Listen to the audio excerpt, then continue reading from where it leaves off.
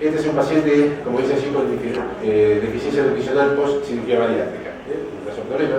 Esta es una chica también de Necochea, no es de la ciudad, pero Necochea está a 120 kilómetros de Mar del Plata, un poco más cerca. Tiene antecedente clínico de síndrome metabólico y de hipotiroidismo, y como antecedente clínico una cesárea. La medicación habitual era T4 y metformina. Presentaba un peso de 123 kilos, una talla de 1,70 y un índice de masa. ¿Cómo vuelvo? ¿Cómo vuelvo? A ver, medio.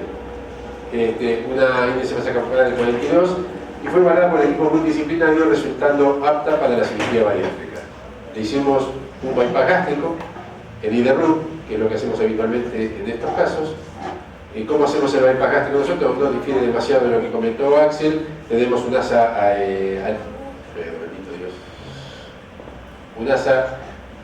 alimentaria de 1,50 m, una asa biliopancreática más o menos un poquito más prolongada, 75 centímetros. No hacemos precólica la anastomosis, hacemos anastomosis manual, gástrica y enteroentérica, y no cerramos los defectos mesentéricos. Dejamos habitualmente un drenaje y bueno, la paciente fue intervenida de esta manera con una buena evolución posoperatoria, se va de alta al tercer día posoperatorio como lo hacemos habitualmente, y digamos nosotros citamos el paciente a la semana del alta. Esa semana le decimos que se quede en Mar del Plata por cualquier eventualidad y después vuelve a su lugar de origen y lo citamos 3 semanas después cuando cumple el mes de operado. La paciente llega a la consulta a los 40 días postoperatorio con un descenso de peso de 13 kilos, un índice de 37,7, asintomática y con evolución favorable, y se la cita a los 3 meses de operada. Es evaluada nuevamente por otro grupo al 7º mes postoperatorio, presentando un peso de 70 kilos, índice de masa corporal de 23, asintomática, pero con caída de cabello. Se solicita el laboratorio de control, pero la paciente no regresa. A esta altura de los acontecimientos, ¿qué pueden inferir ustedes? Es un paciente bajo de peso, exactamente. Y, digamos, otro dato a tener en cuenta es que no vino cuando correspondía, vino 7 meses, ¿no? Digamos, tampoco cumplió con la pauta del control postoperatorio. Y si no hizo los controles, ahí se establece que refería caída de cabello, por lo tanto la alimentación habrá sido deficiente en proteínas, habrá estado completamente desorganizada en cuanto a los controles nutricionales. Es muy probable. ¿Qué hubieses hecho a este momento? Cuando te vino a ver y con estos datos. Control médico clínico, quirúrgico, medio clínico, primera inicial. Sí. Y en el control del séptimo, refería si tomaba las vitaminas. Sí, ella dice que estaba todo bien.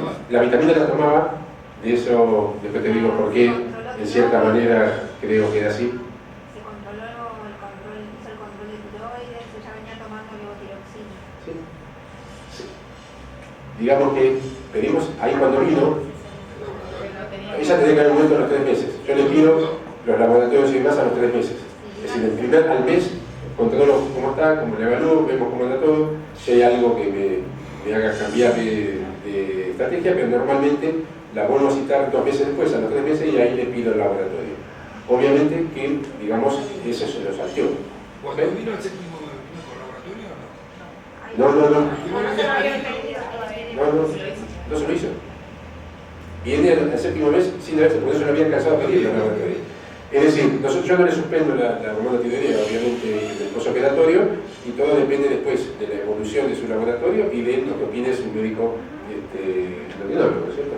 Pero lo cierto es que el paciente llega acá y a mí me llamó y no me llamó la atención.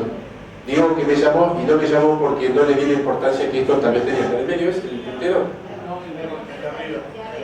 Lo que, digamos, lo vi y no le di la importancia suficiente tal vez, y hago mi propia crítica, no solamente critiqué a los que me precedieron, sino también me la hago yo, de que este dato es más que significativo. A solamente 7 meses de operar, ¿verdad? Hay algo que está pasando. Más, cuando empezamos 41 y pico, 22. 7 meses antes. Digamos que a esta altura, más allá de aconsejarle que tenían que venir a los controles y demás, También yo le di la importancia, decía que le debía dar esto. Yo creo que de ahí tiene que haberlo llevado de la mano para que la vea la clínica y que la vea el psicólogo, fundamentalmente, ¿no es cierto? Y la nutricionista. Pero no, le hablé, complementamente le hice las recomendaciones, como habitualmente se hace, le pedí el laboratorio y estimé que iba a volver. Somos muy optimistas, cirujanos. No seríamos cirujanos si no fuésemos optimistas. Ok. Bastante que le pedí el laboratorio. No sé para qué, porque no entiendo para qué sirve, pero bueno, pero sé que hay que pedirlo, yo lo pido. Bien, vuelve el paciente. El del medio es.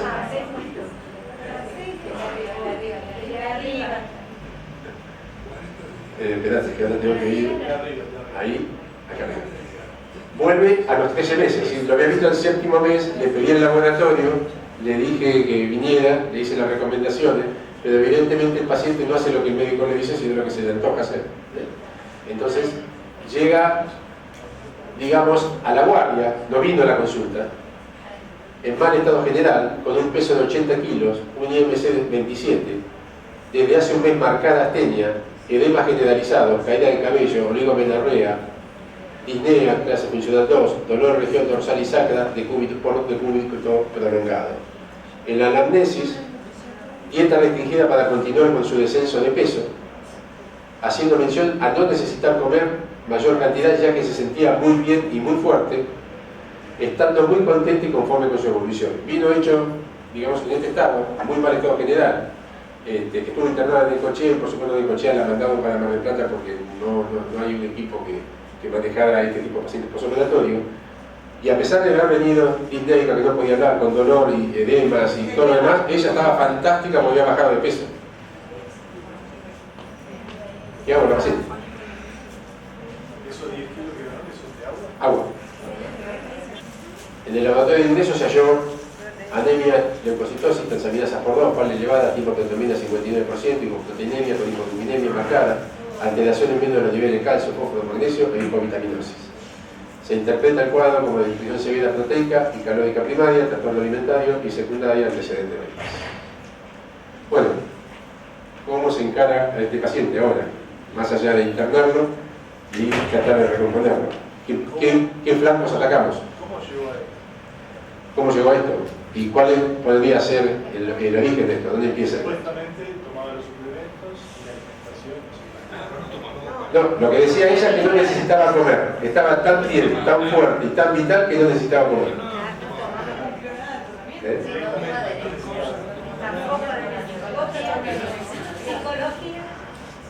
¿Hasta acá? No, desde antes hasta acá. Bien, entonces vamos al planteo. ¿Qué pasó antes? No hubo adherencia. Y además, más allá de la adherencia, tenía algún trastorno. Porque si ella estaba feliz de la vida, porque bajaba de peso y no necesitaba comer, en algún momento iba a pasar esto, ¿no es cierto? Entonces, más allá de la adherencia, hay otro, me parece a mí que hay otro componente. ¿Cómo?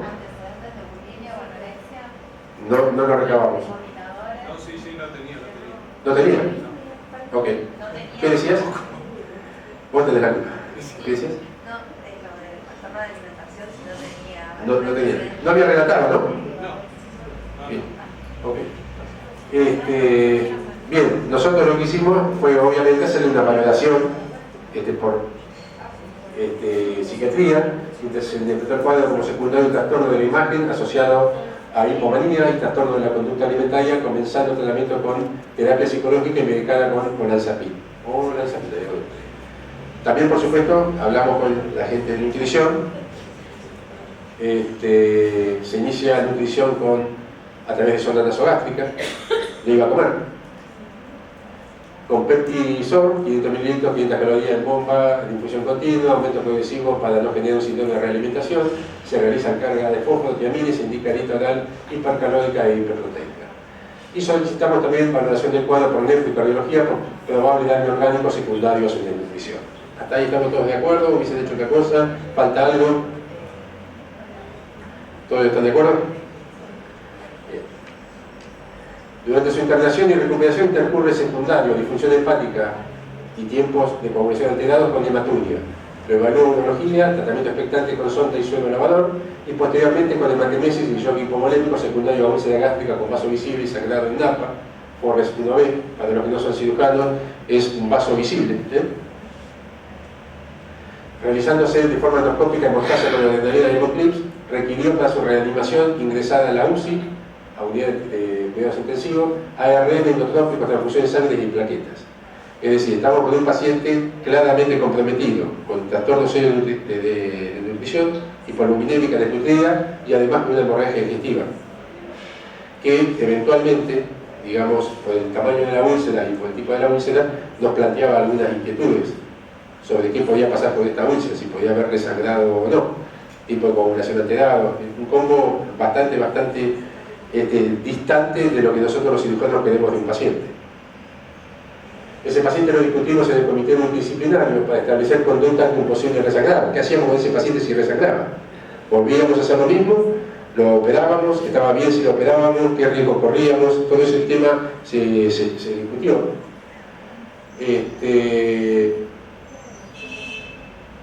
Pero por suerte, cuando hicimos el estudio endoscópico un par de días después, se evidenció que la úlcera con el fondo, ya con fondo de fibrina, es decir, estaba en vía de cicatrización, y lo cual nos relajó un poquitito porque no estábamos, digamos, en una situación desesperada.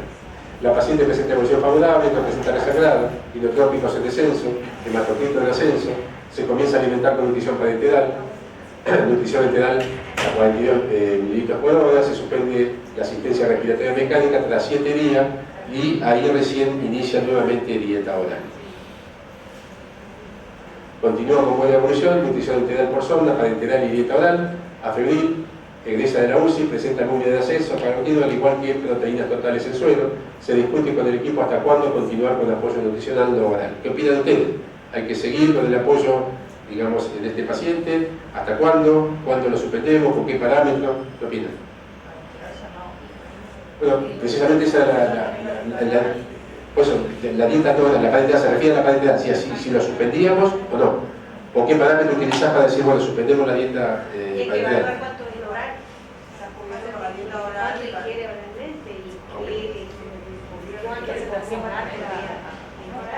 yo personalmente no suspendería nada hasta que la psicóloga no diga que no me va a complicar después, ¿no? Porque, a ver, ella tiene un problema con su imagen. Yo la voy a engordar y ella me va a querer adelgazar después del nuevo. Correcto. El seguimiento debe ser de por vida con el psicólogo. Sí, sin duda. Pero que la Psicólogo, psiquiatra. La seguí con nutrición. No, parenteral no, parenteral y oral. Bien, ¿estamos todos de acuerdo? Sí. Lo que detectamos en esta paciente... A ver, te paso un micrófono. micrófono. Hablo un poquito más fuerte. Lo que detectamos en esta paciente en el momento en que reaparece a los 13 meses es, por supuesto, una paciente desaparecida de lo anterior, por supuesto que tampoco cumplió con ninguna de las pautas o indicaciones. Y a la vez también una problemática de tinte administrativo con su obra social, porque yo la atendí a la paciente en inicio y después cuando vuelve ya en este mal estado general la vuelvo a atender en el hospital. Y entonces las cuestiones administrativas también le complicaron un poco la vida más allá de su negación. La hipomanía en realidad es interpretada posteriormente por el equipo de residentes y el resto de los colegas del área de salud mental. La interpretamos no como una hipomanía, como un paciente bipolar, sino como un alto grado de negación. Es decir, la paciente lo que hizo es un besito más, porque no se escucha. bueno. Un alto grado de negación que se traduce en conductas de tipo maniformes o hipomaniformes, pero no lo... Espera, completar, digamos, con el micrófono. Entonces la hipomanía fue interpretada de esa manera, porque la gran pregunta era, como le pasaba a aquella otra paciente, ¿se trata de una paciente con una estructura psicótica o prepsicótica que se psicotizó cuando la volvimos a ver en internación? Y no, la paciente no presentó en ningún momento ningún tipo de fenómeno psicótico. O sea, las evaluaciones fueron no inocentes, porque tiene una grave alteración, sí secundariamente de la imagen corporal, pero un altísimo grado de negación que las sumadas cuestiones sociales que sucedieron después prácticamente borró la percepción de su imagen corporal. A los 7 meses ella, si no recuerdo mal, más o menos fue esa época que te vio, desaparece porque al marido lo trasladan a otra ciudad a laburar. Entonces ahí ella pierde contacto con todo. Y entonces, no recuerdo con qué colega que estaba por acá, que decíamos, el paciente cuando queda solo va al fracaso, va a ir al fracaso porque va a depender absolutamente de la estructura que tenga. Y si la estructura que tiene es muy pobre, como en este caso es una estructura psíquica muy pobre, muy elemental, entonces la negación así tan patológica se explica de esta manera, porque cuando uno dialoga con ella, después de mucho trabajo psicológico en internación, ella pudo bajar ese nivel de negación y poder empezar a entender un poco más de qué le había pasado y por qué había llegado de esta manera acá.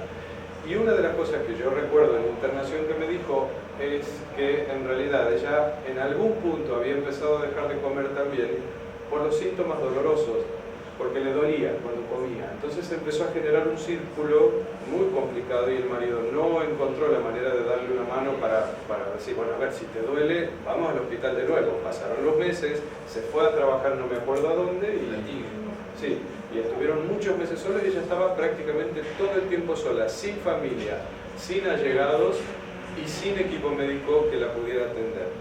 Esa fue la explicación más lógica que le encontramos al por qué llegó a este estado no siendo una paciente psicótica, es decir, en ningún momento tenía ningún complejo alucino delirante ni nada. Entonces, bueno, esta fue la explicación y se trabajó en internación con la psicóloga de internación, en concienciación de lo que le había pasado y después tratar de enlazar a alguien de Necochea.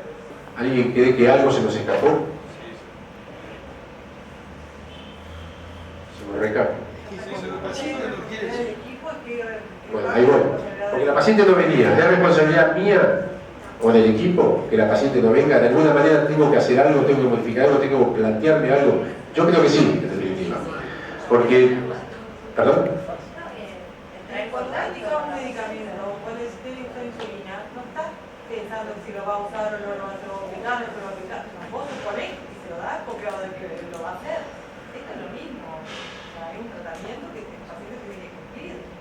Correcto, No, pero pues... el apoyo, yo vuelvo a lo mismo, el apoyo, tanto social como familiar, es fundamental. El esposo, digamos como decía recién Maxi, el esposo era muy pendiente de ella. El paciente cuando se interna es porque el esposo llega de es prefecto, trabaja en prefectura, él estaba en Necochea y después lo trasladan a él al Tigre. Entonces él va los fines de semana a la casa y vuelve. Entonces, él no se daba cuenta que la mujer dejó de comer. Está ausente, claro. Pero tenemos ese contexto familiar también, que uno dice, uno le encantaría resolver todo, pero todo no se puede resolver.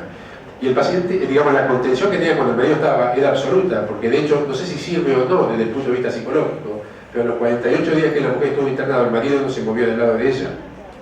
Viajaba para hacer algún trámite a Necochea y volvía, y cuando él se iba dejaba a la hermana de él o a algún familiar. Es decir, digamos, la contención, a mi modo de ver, era buena. No sé vos qué decís, Maxi.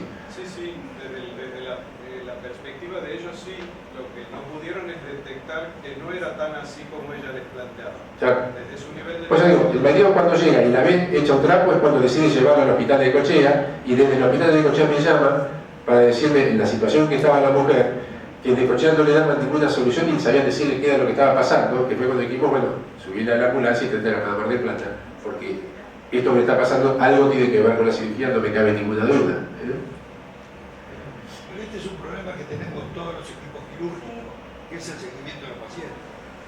Los pacientes nuestros son muy difíciles de que entiendan que tienen que tener un seguimiento. Tal vez haya que determinar o detectar o buscar la forma. Sé que tu hermano estaba desarrollando un sistema, digamos, de control a través de WhatsApp o a través de sistemas.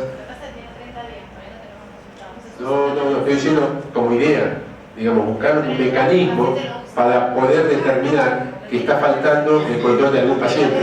No lo tengo claro, pero tal vez haya que trabajar en ese tema. Los pacientes cuando se van después de la cirugía, ¿tienen claro cuáles son los síntomas por los cuales deberían consultar como señales de alarma? Te cuento, más allá de decirle las cosas que... O sea, no le cuento todo lo que le puede pasar porque te imaginas que es imposible, pero todos los pacientes se van con mi teléfono personal y ante cualquier eventualidad que se comunique conmigo, por la pavada que sea, no importa, pero que se comunique. Este paciente, de hecho, me llama el marido a mi celular, lo llama al hospital buscándome, me llama cuando está internada, o sea, nunca, digamos, ellos no fueron conscientes de que la paciente estaba viviéndose picada. Entonces, digamos... Lo que pasa es que por ahí ellos interpretan que es una pavada y que no voy a consultar porque o este dolor es normal o una diarrea es normal. Correcto. Entonces quizás ellos empiezan a minimizar y no hacen la consulta Claro. porque no lo ven como una Pero ocultando lo que vos me preguntabas, si yo le digo qué cosas pueden pasar, ¿vos creés que se iba a acordar 6 meses después o 7 meses cuando vino la primera vez en el postoperatorio de lo que yo le había dicho? Por eso para mí, a mi modo de ver, a lo mejor equivocado, yo creo que es mucho más práctico para mí darle mi teléfono y que me llame ante cualquier duda, que enumerarle todas las cosas que pueden pasar. Yo que le digo al paciente, todo aquello que te ocurra, que no es lo habitual, lo que viviste hasta ahora, y que te llame la atención, y llamame. Les puedo garantizar que no tengo 20.000 llamados por día al teléfono. Sí. Lo que decís es real, pero tal vez nos tiene que hacer plantear que tal vez la información la tienen que manejar de otra manera. Tal vez tienen que contar con algún apoyo escrito que se lleven de los planteos ahora a raíz de esta situación, de hacerlo en mi práctica. Que los pacientes, más allá de todo lo que uno les explique en su momento y que probablemente lo entiendan, después evidentemente mucho no retienen. Tal vez algunas cosas uno hace mucho hincapié y en otras que son menos prevalentes no le damos tampoco tanta importancia, pero al que le tocó y no le evita. Porque no queda nada escrito, digamos, de que firmar un consentimiento de que tiene que comprometerse al mes. No, el consentimiento lo firma. El consentimiento dice que depende... Pero el consentimiento del control, de venir, asistir... Es que en el consentimiento informado nosotros le decimos que se obliga a respetar las pautas que le damos. Ahora, si tiene un anexo con todas las pautas, no. A partir de lo que comentó Axel, yo también pensaba lo mismo, me parece muy interesante crear por ahí una guía de posibles complicaciones o planteamos el punto para que se lleguen, porque a nosotros nos pasa también, no tenemos pacientes que están a más de 100 kilómetros, 150 en la zona de Neuquén, a los cuales nos pasa lo mismo, nos cuesta mucho que mantengan los controles a largo plazo, el quiebre básicamente son después de los 2 años, y lo llamamos por teléfono, le mandamos por WhatsApp, hacemos de todo para tratar que vuelvan y no vuelven a los controles. Yo creo que algo importante a tener en cuenta es que estamos enfrentando a una enfermedad clínica como es la obesidad, que tiene alta tasa de dropout de tratamiento en todos los tratamientos. Es decir, la obesidad, sea que haga tratamiento médico, farmacológico, endoscópico o quirúrgico, sigue siendo el mismo paciente con las mismas características, ¿no? Entonces, en realidad yo creo que uno tiene que plantear estrategias, como decía Priscila, ver qué otras cosas se nos pueden ocurrir, qué otras cosas podemos hacer para tratar de lograr que ese paciente genere el autocuidado responsable, que es lo que en realidad queremos, empoderar al paciente y entender que es él el protagonista y que nosotros no somos, digamos, los cuidadores, sino que justamente es un equipo terapéutico, ¿no? Entre el paciente y el médico o el equipo médico. Pero bueno, en definitiva se trata de la enfermedad que tiene determinadas características y no podemos solo pensar que vamos a poder con todo, no cargarnos con la frustración del no podemos, pero sí entender que como se trata de este tipo de pacientes, no podemos tener la convicción de que le damos la indicación y el paciente lo va a hacer, porque bueno, tampoco es así. Es decir, ser realistas y entender que tenemos que buscar más estrategias y ver qué cosas más se nos pueden ocurrir para poder, y sobre todo en estos pacientes que tienen, nosotros por ejemplo lo que hacemos mucho, tenemos mucha red de contención en colegas en otros lugares. Es decir, en cada lugar de donde tenemos pacientes que operamos, tenemos médico, cirujano, médico, clínico, nutricionista, es decir, un equipo específico que los maneja, interdisciplinario, en cada lugar. En la más frecuente, obviamente. En la más frecuente. Entonces, el paciente se opera en general en el mismo lugar, pero cuando vuelve a su lugar de origen, no solo nos tiene el teléfono, sino que también tiene... En su red de contención. Exacto. Entonces, bueno, por ahí eso es algo que también ayuda. Más allá de este caso en particular, que no es el caso, hablando de a veces de la desidia de los pacientes.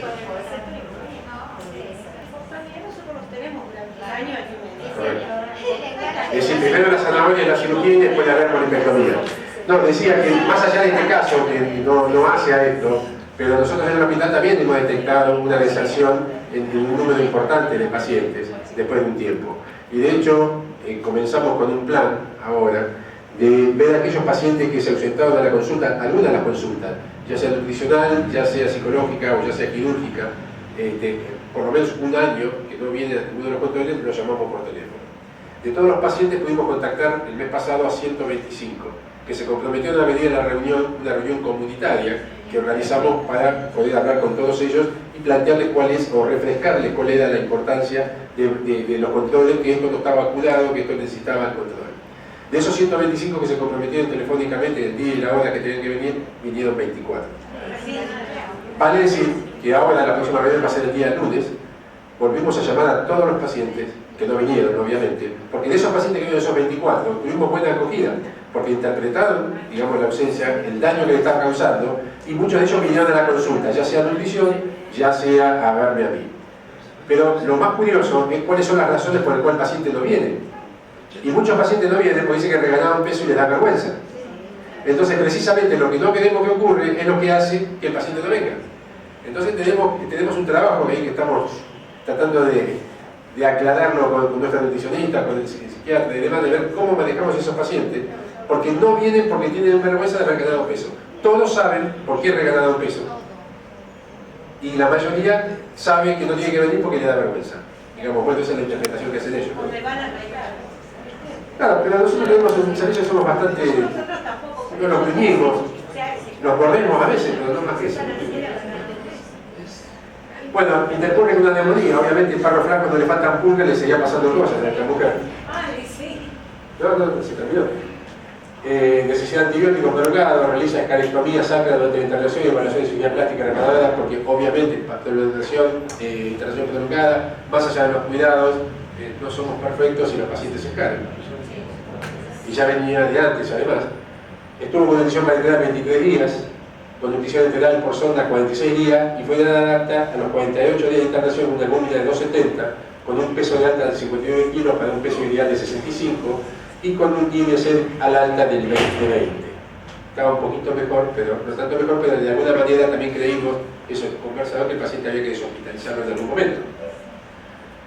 A los 14 meses de post-internación presenta un peso de 68 kilos, volvió a su ciudad, en seguimiento con psiquiatría, psicología y nutrición. Se mantiene comunicación telefónica con el paciente y tratamos de alguna manera también de enlazar con el agente de salud mental, no sé con la psicóloga de allá de Necochea. Y la paciente la llamamos por teléfono y la hacemos venir, y está viniendo con cierta periodicidad ahora. Está bien, regaló un poco de peso, no está tan delgada y tan bonita como ella creía que estaba en aquel momento, pero bueno, se ha recuperado. Y bueno, el planteo de esto es que también se nos escapa la tortuga. Y bueno, y tal vez lo que nos sirva es analizar. Yo creo que nadie va a aprender nada si siempre echamos la culpa al otro. Es decir, yo digo que la culpa es del paciente, que no me da bola, que no vino, que yo creo que yo no voy a capitalizar esa experiencia y poder compartirla con todos ustedes, ¿no es cierto? Así que yo creo que hay muchos interrogantes de este tipo de pacientes. Este no es un paciente con una colecistectomía, con una etiasis, no es un paciente de una hernia, no es un paciente siquiera de un cáncer, es un paciente con una enfermedad tal vez mucho más difícil de manejar, en la cual participamos. Creo que es una de las pocas afectaciones en la cual trabajamos al codo a codo con el nutricionista, con el psiquiatra, con los psicólogos y demás. Nos costó aprenderlo, a mí como cirujano me costó aprenderlo, somos bastante independientes hasta que uno se mete en todo esto. Pero bueno, creo que una manera de aprender un poco más es compartiéndolo y discutiendo y mostrando las cosas que nos pasan, porque todo es muy lindo decir, a mí me va bárbaro de otros pacientes, no tengo ningún tipo de problema, pero cuando uno rasca la pintura, los problemas siempre aparecen. Muchísimas gracias por estar aquí.